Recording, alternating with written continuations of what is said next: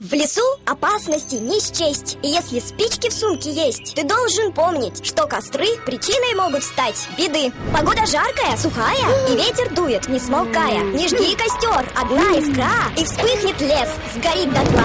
А если все-таки пожар, сбей курткой или веткой жар, присыпь землей, огонь бушует. Беги, откуда ветер дует.